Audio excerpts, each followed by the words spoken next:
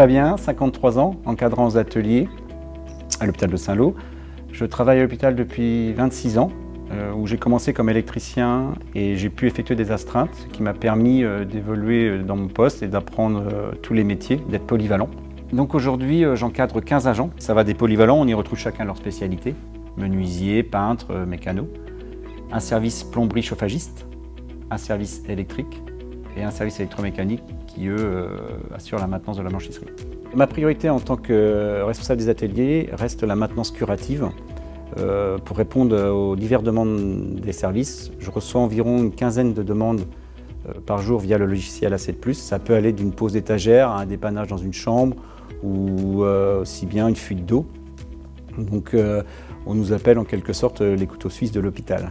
Sinon, mon rôle, avec l'aide de mon supérieur, est aussi de coordonner divers petits chantiers que mes équipes font. Ça peut aller d'une réfection d'un logement, aux réfection d'un bureau, refaire une chambre. Et ensuite, nous participons aussi aux gros travaux de l'hôpital, entre autres les blocs opératoires, où nous effectuons les déménagements ou l'aménagement des nouveaux locaux.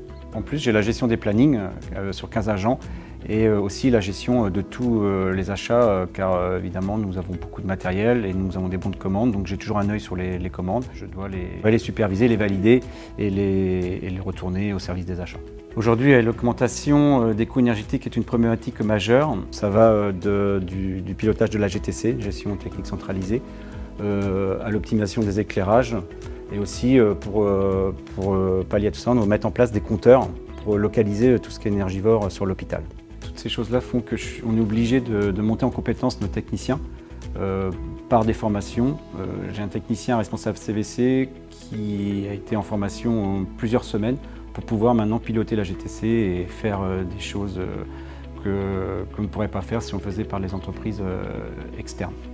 L'hôpital a besoin de nous, c'est clair. Même si on essaye d'être discret, on n'a pas le droit trop à l'erreur. Moins on est entendu, mieux c'est que ça se passe bien, quoi.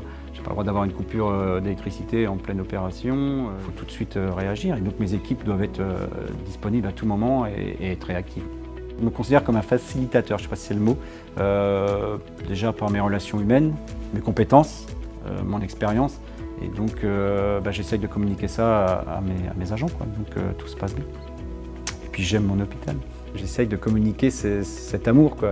Et limite, notre hôpital, c'est notre maison. On fait tout. Et plus ça va, je m'aperçois que les jeunes qui me suivent, qui sont juste derrière mes générations derrière moi, ils commencent à avoir cet amour de l'hôpital, quoi. Parce qu'on a un bel hôpital qui mérite d'être connu et d'être reconnu. Je me suis toujours dit, un jour, j'aimerais bien entendre les soignants dire « ouais, les services techniques, ils ont une superbe équipe ». Et au jour d'aujourd'hui, j'entends beaucoup, hein. C'est véridique. Et ça fait plaisir, quoi. Ça veut dire qu'on est là, qu'on est avec eux, et puis ça, je suis fier. Je suis né dans les anciennes salles d'accouchement, et même ma maman se rappelait de la salle. Et donc, à chaque fois, quand je passais devant la salle, je dis ouais, « je suis né ici ». Et puis, voilà, maintenant, je travaille dans l'établissement où je suis né. Donc, ouais, c'est encore plus une preuve d'amour, quoi. C'est comme ça que j'aime vraiment mon hôpital, quoi.